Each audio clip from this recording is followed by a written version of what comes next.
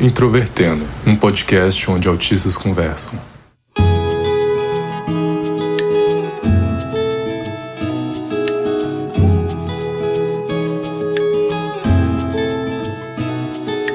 Sejam bem-vindos a mais um episódio do podcast Introvertendo. Hoje sou eu, Luca Nolasco, que vou apresentar. E esse é um episódio especial, porque é o primeiro episódio que eu gravo com o Thiago Abreu em muitos anos. O episódio vocês não vão poder enxergar, mas vai ser ao ar livre, na natureza, que nós vamos gravar.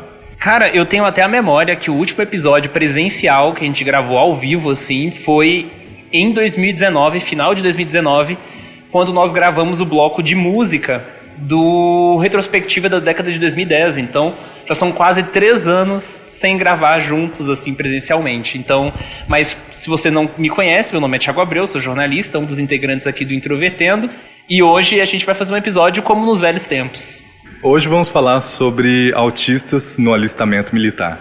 E se você gosta do nosso conteúdo e quer nos acompanhar, basta procurar em qualquer rede social por Introvertendo ou acessar o site www.introvertendo.com.br, porque lá você vai ter acesso a todo o perfil de nossos participantes, todos os nossos episódios com transcrições. Você também pode nos apoiar por meio do Padrim ou do PicPay. O Introvertendo é um podcast feito por autistas e produzido pela Superplayer & Company.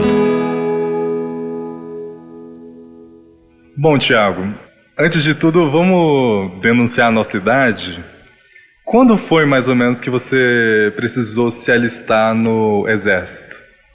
Então, você sempre se alista no ano que você vai fazer 18 anos, né? Então, no meu caso, o ano que eu fiz 18 foi 2013, que foi o ano que eu tive que ir. Mas eu tinha 17 no ato mesmo ali do alistamento. Eu sei que muita gente mais velha adora fazer uma pressão psicológica nas crianças e falar sobre como que é o alistamento, muitas vezes até exagerando. Mas como foi pra você? O que disseram? O que foi? Eu acho que as primeiras memórias que eu tenho dessa questão de alistamento militar era quando eu era criança e eu morava aqui em Goiânia. Eu lembro que passava muita propaganda na TV falando assim, você que está completando 18 anos, venha se alistar. E tinha aquelas imagens de homens fortes, bombados, mergulhando água, andando em lugares remotos, no meio do mato, não sei o quê. Aí às vezes passava até um avião, assim, alguma coisa assim, e falava, venha contribuir com o país, não sei o quê. Sabe, aquela coisa bem patriótica, assim. E aí me dava, assim, um certo asco, assim, não me identificava com aquilo, né, de uma forma geral. E também, eu acho que, aí associando ao autismo, né, essas propagandas, elas sempre tinham um componente coletivo. Você nunca via uma pessoa sozinha, você via pessoas atuando em equipe e assim, eu já não era tão bom coletivamente com as pessoas naquele período. Então acho que juntava todos esses elementos assim e eram as primeiras memórias que eu tinha. Além disso, eu tinha um tio, meu tio caçula, irmão da minha mãe, que ele não tem tanta diferença de idade em relação a mim, ele é 10 anos mais velho. Então naquela época que eu tinha 12, 11 anos, ele tinha 21, 22. E ele ficava zoando, assim, fazendo piadinha, falando assim, porque você vai pro negócio, você vai tirar roupa, vai ficar pelado na frente das pessoas. E eu sempre fui uma criança que eu tive muita dificuldade, assim, com essa coisa da exposição, sabe? Eu não tirava nem camiseta na frente das pessoas. Quando tinha coisa na escola, assim, precisava, eu ia lá no banheiro, trocava de roupa dentro do banheiro, etc. Sendo que, enfim, homem, você sabe que tira camiseta em qualquer lugar, e ainda mais criança, né? Então acho que juntava vários desses elementos. E eu lembro que o meu tio também ficava falando assim, porque lá você vai comer galinha viva. E eu ficava assim com um pânico generalizado. Quais memórias que você tem disso também? Memória do que as pessoas coletivamente falavam, com ênfase em você vai ter que ficar pelado na frente dos outros. Isso é essencial para você se alistar. Você vai ter que tirar a cueca na frente dos outros. Eu fiquei desesperado com isso quando eu soube. E só que era uma coisa assim que eu sempre pensava, 18 anos, eu vou ser muito velho pra lá, daqui a infinitos anos. Isso não é um problema, isso é um problema pro Luca do futuro. Até que o Luca do futuro chegou.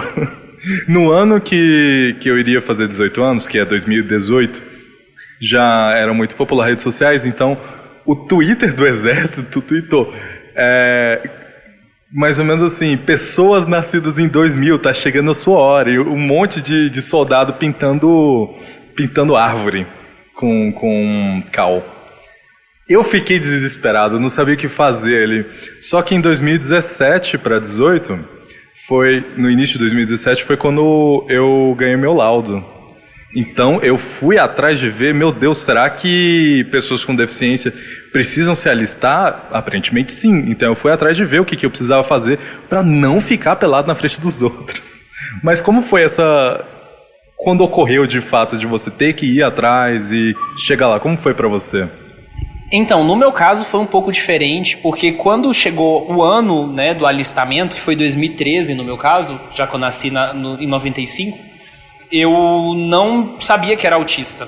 Eu sabia que eu era diferente, mas eu ainda não tinha a informação do autismo. Eu tava, assim, foi muito perto na verdade, foi quase coincidente. Mas os primeiros passos do processo de alistamento eu ainda não tinha a informação do autismo em si. E para mim eu achei que era uma coisa que eu tinha que lidar, que eu tinha que passar. Os meus colegas de ensino médio estavam também passando por esse processo. Inclusive alguns deles acabaram dando o azar de irem pro dia do alistamento no mesmo dia e ficarem pelados na frente dos outros, assim, né? Porque pior do que você ficar pelado na frente das pessoas, é ficar pelado na frente de pessoas que você conhece e que você não tem intimidade suficiente, né? Foi o caso deles. Eu não sabia que eu era autista, eu sabia que eu era diferente, e aí o primeiro passo que eu fiz, né, de fato, foi ir na junta militar, e aí lá você tinha que entregar seus documentos e você tinha que marcar o dia que você ia para o quartel em si, né? Que aqui em Goiânia fica na região norte ali, região do Jardim Guanabara, para quem mora em Goiás, em Goiânia, para se situar. E aí foi mais ou menos isso, eu marquei essa data e eu lembro que em seguida passaram-se alguns meses de espera e esses meses foram tortuosos, assim, porque só a ideia de ir para um quartel me assustava profundamente, assim, achava horrível, horrível, horrível. E eu acho que se eu tivesse a informação de que era autista, de ser pessoa com deficiência, talvez teria ficado um pouco mais tranquilo. Eu sabia que as pessoas do interior têm uma experiência diferente, que no interior você não precisa necessariamente te servir, né? Tipo, às vezes você vai lá, você jura a bandeira e é isso, tá liberado. Mas numa capital, o processo é diferente. Sei lá, eu queria até morar no interior nessa época. E só pra completar, anos depois eu fiz uma amizade, que é o Fábio, inclusive um abraço pra ele participou aqui do episódio 69, que ele é uma pessoa com deficiência física. Então ele não precisou fazer nada do processo, ele só foi lá, entregou o documento e foi dispensado, sabe? E é um pouco diferente, eu acho, pra nós que temos uma deficiência invisível, né? Então, enfim, você chegou até aqui pro quartel mesmo sendo autista, né? Conta essa história mais ou menos aí do diagnóstico e tal. Um detalhe também que preciso ressaltar é que minha família, ela é quase toda do interior de Tocantins. Eu moro na capital de Goiás, em Goiânia. Você nasceu em Tocantins? Eu sou tocantinense também, do interior. Então a maior parte da minha família, quando eu fazia 18 anos, os meninos passavam algumas semanas lá para poder se alistar no interior, que não teria problema. E, de fato, não houve problema para a maioria deles. E para todos, na verdade, perdão. Mas, para mim, eu já tinha o laudo em mãos, mas ainda eu estava nervosíssimo com isso. Eu fui sozinho, eu acho que não teria humilhação pior do que ir com 18 anos com a minha mãe do lado? Como assim? Então eu fui sozinho pro quartel, que, para quem não é de Goiânia, eu vou descrever um pouco. Como o próprio Thiago disse, fica na região norte, mas ele é um pouco excluído do resto da cidade, porque tem a portaria e mais 2 quilômetros de estrada de chão lá pra frente. Eu não tenho carro, então eu tive que ir a pé esse chão inteiro, meio-dia, acho que eu tava de Crocs e meia. Então foi uma tortura até chegar lá e todo mundo passando de carro do meu lado. Quando chegamos, eu fiquei na fila igual todo mundo, eu fiquei em pé igual todo mundo, esperei horas para começar o atendimento individual, até que falaram, vocês aqui vão lá para a salinha. Era um estábulo quase. Aí o comandante, não sei qual é o nome do cargo dele, falou, todo mundo aqui tira a roupa. Eu tava completamente desesperado, eu tava tremendo de ansiedade, tirei da minha mão o papel de laudo e falei, eu não. Aí ele me olhou com uma cara meio inquisitória, assim, como assim você não? Aí eu falei, não, sou deficiente. Aí ele, tá, completamente me ignorou, vai pra lá, sai daqui, vai pra tal fila. Eu fui e o resto foi normal. Dali pra frente começaram a me tratar como gente, inclusive começaram a me tratar bem e conversaram comigo e tudo mais. E depois disso eu tive o resto do caminho pra voltar a pé naquele chão horrível. Foi isso, foi menos humilhante do que com os meus colegas que tiveram que passar por todo o processo, mas de qualquer maneira eu ainda tive que ir lá, eu ainda tive que escutar gente gritar, eu ainda tive que... Foi chato. Eu não gosto de gente gritando, então não foi muito agradável pra mim. Tá, você passou esse caminho, mas assim, eu tenho algumas memórias de alguns outros detalhes que pra mim talvez foram mais difíceis do que pra você. Por quê? Em 2013, eles tinham marcado e eu tinha que estar lá às 6 da manhã. Comigo foi 1 da tarde. Pois é, olha a diferença. E eu lembro que eu tinha que estar lá às 6, 7 da manhã, mais ou menos. Essa era a definição, né, do dia. E aí eu morava na região norte também. Só que em um ponto totalmente diferente, contramão ali do quartel. Então o que eu fiz? Eu acordei 4 horas da manhã, tomei banho, me arrumei minha mochila porque eu ia para a escola também no final das contas. Eu ia lá pro quartel e depois estava pensando em ir pro IF, né, que eu estudava lá no centro. Então qual que é o trajeto que eu fiz? Eu peguei o primeiro ônibus das 5 da manhã, o primeiro ônibus que passou, peguei pro centro e do centro eu peguei o ônibus do Jardim Guanabara, desci no Guanabara 5h20, 5h30 da manhã. Foi muito rápido, porque afinal Goiânia estava amanhecendo, então os 2 ônibus foram assim, numa velocidade incrível. E aí eu fiz esse caminho a pé que você falou e cheguei lá 5h50, 6 horas, e já tinha gente já enfileirada na porta esperando. E aí eles levaram a gente lá, né, seguiu todo mundo, aquele clima pesadíssimo, eu morrendo de medo, tenso assim, né, de mochila. E aí e esse é um detalhe que você não falou, mas comigo ocorreu, que eles reuniram as pessoas, né, perguntaram ali, viram que todo mundo estava dentro da idade, né, do período específico, perguntaram quem quer servir. Aí eu pensei assim, ninguém vai levantar a mão. Muita gente levantou a mão. Eu falei assim, que mundo que essas pessoas estão vivendo, sabe? E aí, a primeira coisa que eu pensei assim, tá, beleza, tem esse monte de gente que quer servir, então eu não vou ser puxado lá pra dentro, que não é possível. Aí, beleza, teve todo um processo de fila pra documentos, não sei o quê. Aí teve todo esse momento, né, de apresentar o documento, entrar numa fila. Aí eu fui levado com um grupo pra uma fila. Aí era a parte do exame médico que você falou, né? Aí antes deles mandarem as pessoas tirarem a roupa, eles perguntaram assim, alguém aqui tem algum problema de saúde? Eu fui e levantei a mão. O que eu falei? Eu tenho miopia. Eu tava usando óculos tinha 1 mês, mais ou menos. E eu tinha 1 grau de miopia. Aí ele perguntou assim, você quer servir? Eu falei, não. Ele falou, então vai para uma sala ali. E eu fiquei naquela sala esperando para ser dispensado. E foi basicamente isso. Só que tem um detalhe curioso nesse dia. E aí eu acho que dá pra gente falar muito sobre essa questão das instituições militares, né? De toda a questão também da masculinidade, né? Que envolve esse processo. Que tinha um cara, eu não sei assim se hoje essa pessoa se identifica com uma pessoa trans, enfim. Mas assim, na época ali, né, com documentação e tudo mais, era tipo um homem cis mesmo, negro, de cabelo bem grande assim, que dava quase nas costas, todo vestido de rosa, muito feminino, assim, muito feminino. E aí todo mundo ficava olhando, assim, e eu olhava às vezes pensando assim, meu Deus, o que vai acontecer com essa pessoa aqui, sabe? Será que eles vão fazer piadinha, alguma coisa assim? Até o momento nada. Só que no momento que eu fui dispensado, essa pessoa tava lá também já. Então provavelmente foi dispensada muito rápido, sabe? E aí eu lembro que eu tive esse processo da dispensa, aí eu fui lá pro centro, fui de novo na junta militar porque eu tinha que jurar a bandeira para poder pegar o certificado de dispensa, né, o documento de fato que você fez. E eu tenho esse documento até hoje. Qual que é o meu medo? Eu espero que enquanto eu estiver vivo o Brasil não entre em guerra e eu não seja convocado. Mas hoje em dia eu sou autista, então acho que eu ficaria tranquilo. Mas você lembra de mais algum detalhe assim desse dia?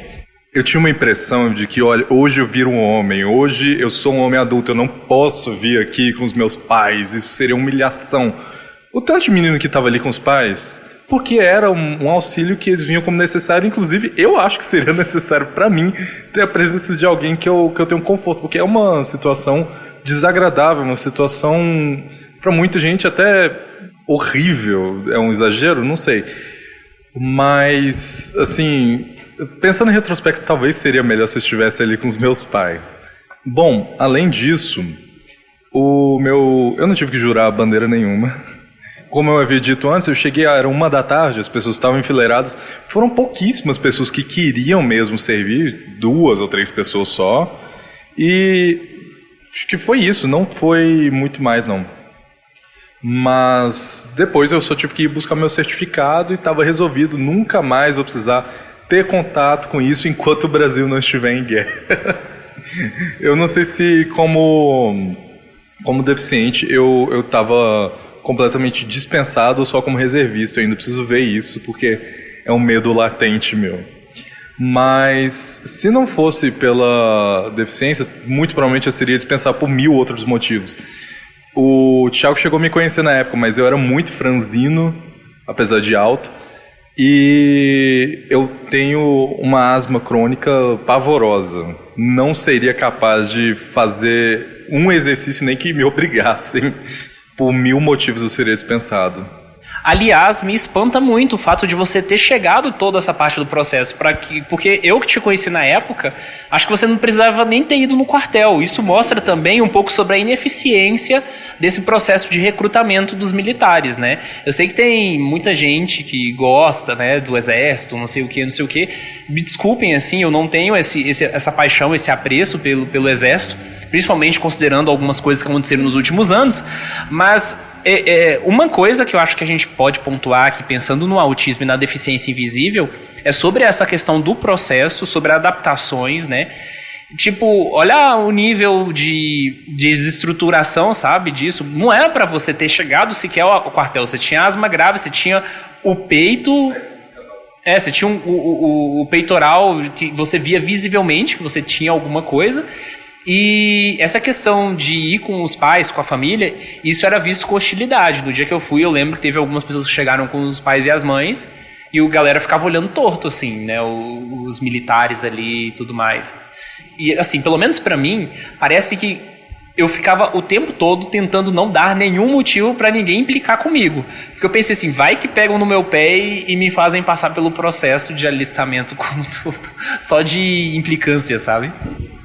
Como você havia dito sobre a ineficiência, eu não sei exatamente se hoje tem uma integração maior, mas se você precisa de uma carteira de deficiente para ônibus, você precisa se registrar ali. Se você precisa de outra coisa, você precisa registrar em outro lugar. Mas não há nenhum tipo de integração entre os sistemas. Se você for dado como deficiente, isso não é algo que o Exército, por exemplo, tem acesso, isso não é algo que a companhia de transporte da sua cidade tem acesso. Você precisa ir em cada um desses lugares, na sua faculdade, você precisa ir em todos os lugares para que eles saibam que você é uma pessoa com deficiência.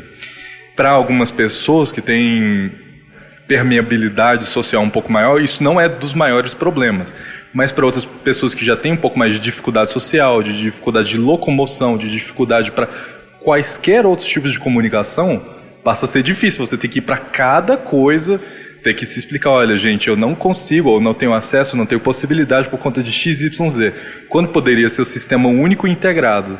Exatamente. Eu acho que isso tem muito a ver também com o episódio que saiu esse ano sobre deficiência visível versus deficiência invisível, que quando você tem uma deficiência visível, obviamente você também passa por esses desconfortos, mas eu acho que talvez você gasta menos tempo tendo que explicar a sua deficiência se você tem uma deficiência visível, né?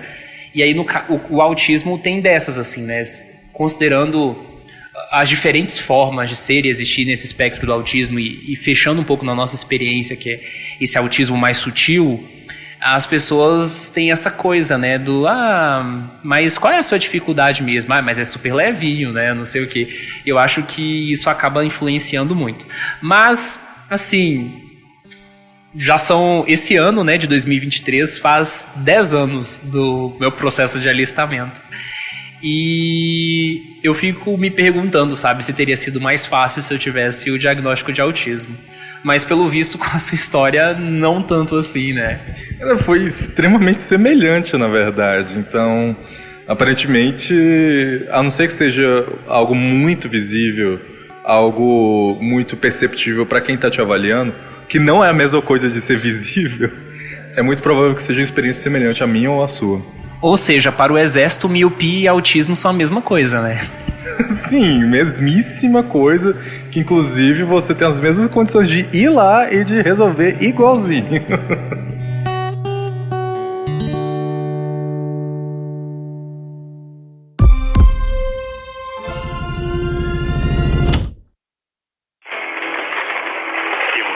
Desafios sempre fizeram parte da sua vida e podem continuar fazendo. Se você completa 18 anos até 31 de dezembro, aliste-se no serviço militar. Vá até a Junta de Serviço Militar.